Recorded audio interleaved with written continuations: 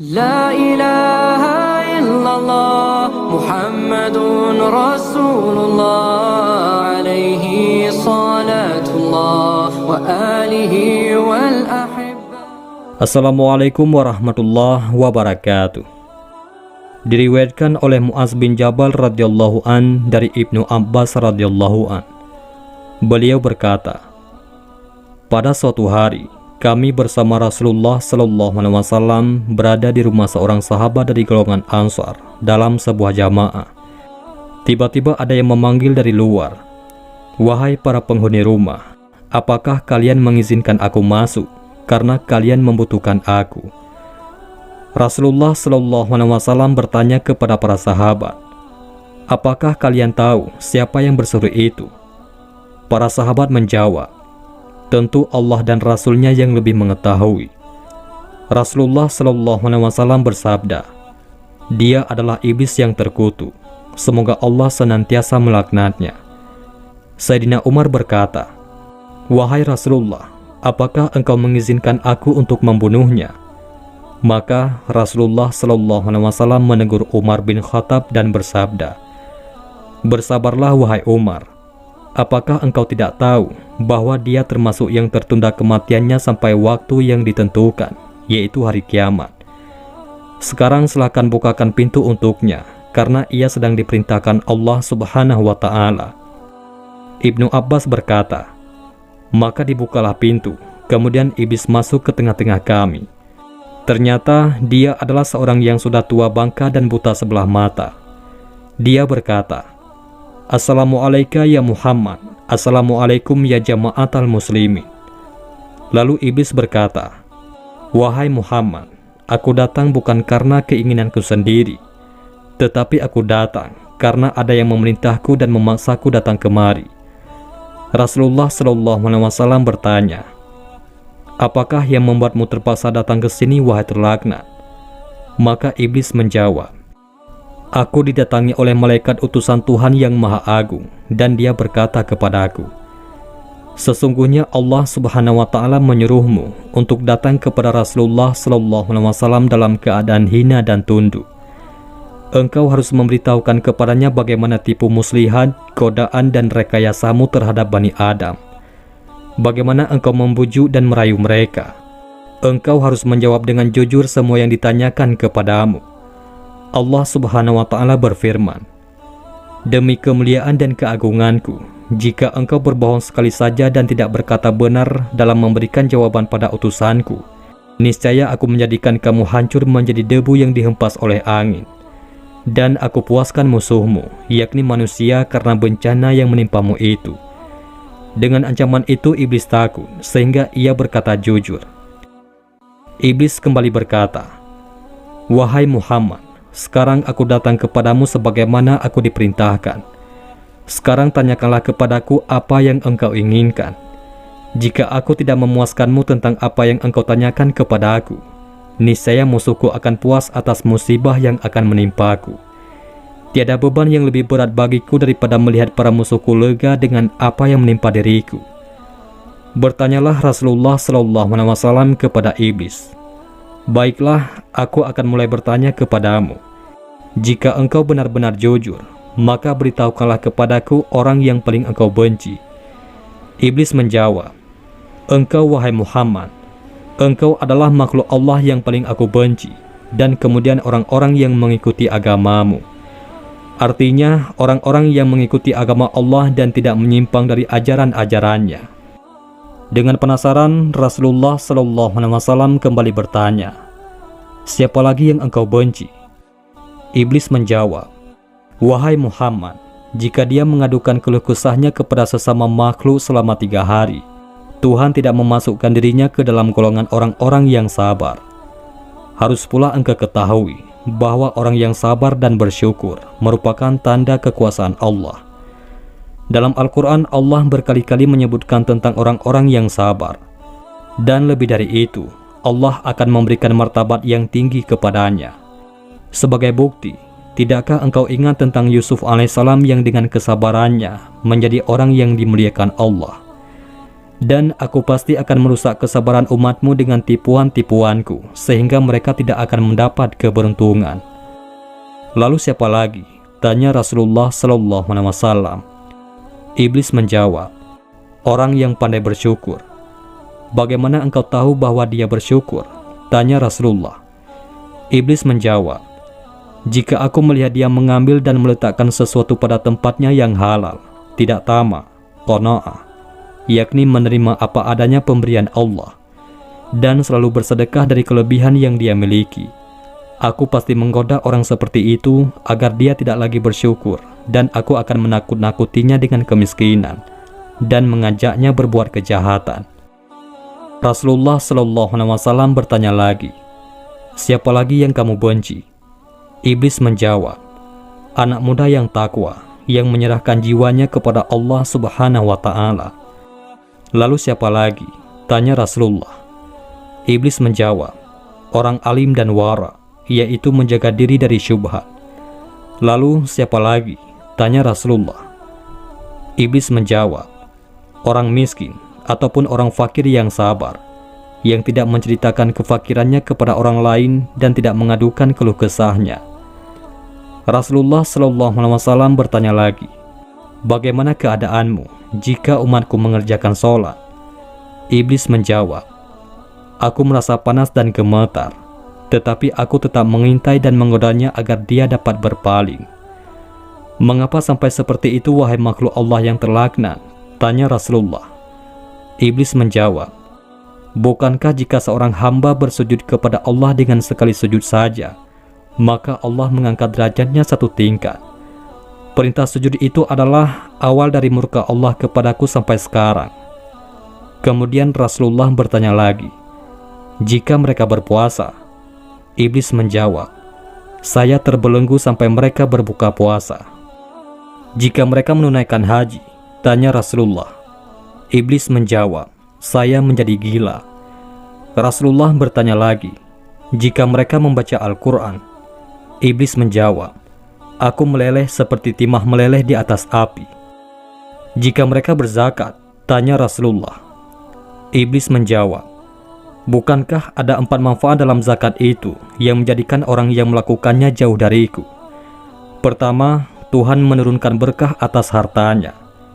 Kedua, menjadikan orang yang berzakat disenangi makhluknya yang lain.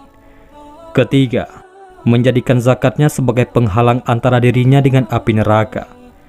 Dan yang keempat, dengan zakat Tuhan mencegah bencana dan malapetaka agar tidak menimpanya. Rasulullah SAW kembali bertanya, kapankah engkau merasa mudah membujuk umatku? Pada 3 saat ataupun situasi.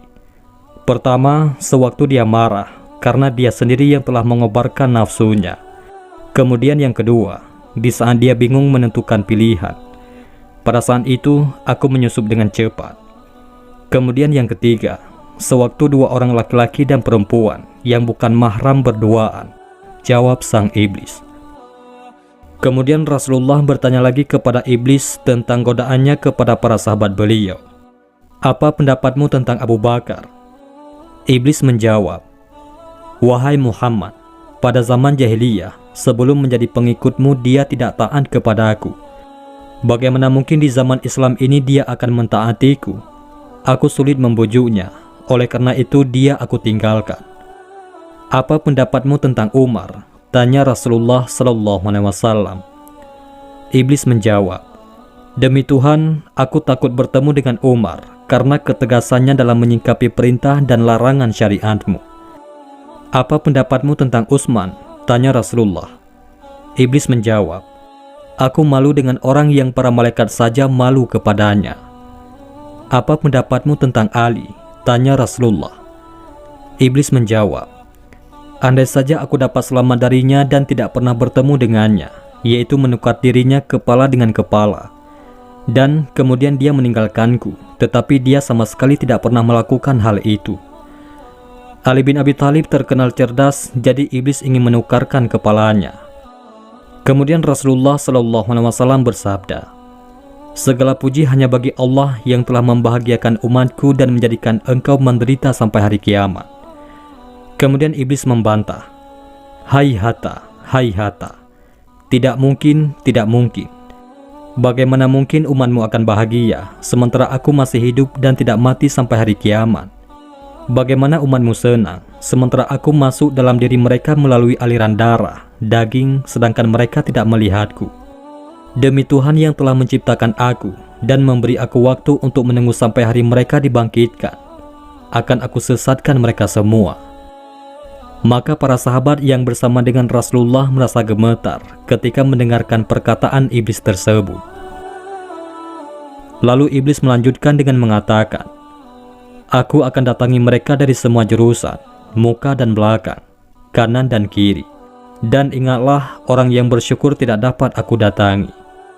Dan siapa saja tidak terkecuali, yang bodoh atau yang pandai, buta huruf atau tidak, kafir atau beriman, kecuali bagi para hamba yang mukhlis, yakni ikhlas. Kemudian dialog antara Rasulullah SAW dengan iblis dilanjutkan. Rasulullah SAW bertanya, siapakah orang yang mukhlis itu menurutmu? Iblis menjawab, apakah engkau tidak tahu wahai Muhammad, barang siapa cinta dirham dan dinar, maka dia tidak termasuk orang yang ikhlas untuk Allah. Jika aku melihat orang yang tidak suka dirham dan dinar, serta tidak suka puji dan pujaan, maka aku tahu bahwa dia adalah orang yang ikhlas karena Allah. Oleh karena itu, aku tinggalkan dia. Sesungguhnya orang yang cinta harta, pujian, dan hatinya tergantung pada nafsu ataupun syahwat dunia, dia lebih rakus dari orang yang aku jelaskan kepadamu. Wahai Muhammad, barang siapa yang mencintai kedudukan dan sombong, termasuk dosa besar.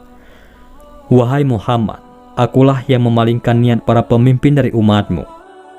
Mula-mula mereka memikirkan umat, yaitu amanah. Tapi lama-kelamaan, mereka hanya memikirkan diri sendiri dan keluarganya. Sampai akhirnya mereka menjadi rakus dan semua milik rakyat dikuasai. Dan itu semua adalah kepandaianku. Aku memiliki anak yang kuberi nama Atamah. Ia akan kencing di telinga seorang hamba ketika ia tidur meninggalkan sholat Isya. Andai kata tidak karenanya, tentu ia tidak akan tidur terlebih dahulu sebelum menjalankan sholat. Aku juga punya anak yang kuberi nama Mutaqadi. Apabila ada seorang hamba melakukan ketaatan ibadah dengan rahasia dan ingin menutupinya, maka anakku tersebut senantiasa membatalkannya dan dipamerkan di tengah-tengah manusia, sehingga semua manusia tahu.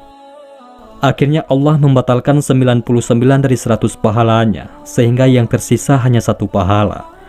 Sebab setiap ketaatan yang dilakukan secara rahasia akan diberi 100 pahala. Aku punya anak lagi yang bernama Kuhyal. Ia bertugas mengusapi celah mata semua orang yang sedang ada di majelis pengajian dan ketika khatib sedang memberikan khutbah. Sehingga mereka terkantuk dan akhirnya tidur, tidak dapat mendengarkan apa yang dibicarakan para ulama. Bagi mereka yang tertidur, tidak akan ditulis pahala sedikit pun untuk selamanya. Wahai Muhammad, sesungguhnya di antara umatmu ada yang mengakhirkan sholat barang 1-2 jam. Setiap kali mau sholat, aku temani dia dan aku goda dia. Kemudian aku katakan kepadanya, masih ada waktu sementara engkau sibuk. Sehingga dia mengakhirkan sholatnya dan mengerjakannya tidak pada waktunya. Maka Tuhan memukul wajahnya. Jika ia menang atasku, maka aku kirim 1 setan yang membuatnya lupa waktu sholat. Jika ia menang atasku, aku tinggalkan dia sampai ketika mengerjakan sholat. Aku katakan kepadanya, lihatlah kiri kanan. Lalu ia menengok. Saat itu aku usap wajahnya dengan tanganku, dan aku cium antara kedua matanya, dan aku katakan kepadanya, aku telah menyuruh apa yang tidak baik selamanya. Bagaimana mungkin umatmu bahagia, sementara aku menyuruh orang miskin untuk meninggalkan sholat? Aku katakan kepadanya, sholat tidak wajib atasmu. Sholat hanya diwajibkan atas orang-orang yang mendapatkan nikmat dari Allah. Aku katakan kepada orang yang sakit, tinggalkanlah sholat, sebab ia tidak wajib atasmu. Sholat hanya wajib atas orang yang sehat. Apakah engkau tidak tahu kisah seorang ahli ibadah yang beribadah secara ikhlas selama 70 tahun, sehingga orang yang sakit menjadi sehat berkat dakwahnya? Kemudian aku tidak pernah meninggalkannya sampai ia berzina, membunuh, berbohong, ingkar dan akhirnya bertekuk lutut dan bersujud kepadaku. Dialah yang disebut Allah dalam Al-Quran. Bujukan orang-orang munafik itu adalah seperti bujukan setan ketika mereka berkata pada manusia, "Kafirlah engkau."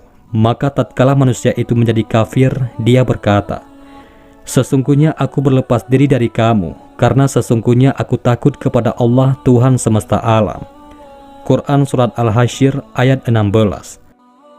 Setelah menjelaskan kejujurannya, maka iblis pergi dari tempat perkumpulan Rasulullah dan para sahabat. Ibnu Abbas mengisahkan, setelah dia pergi, maka Rasulullah bersabda kepada kami, "Begitulah tipu muslihat iblis. Barang siapa yang mengikutinya, maka neraka tempatnya kelak." Wallahu a'lam bishawab.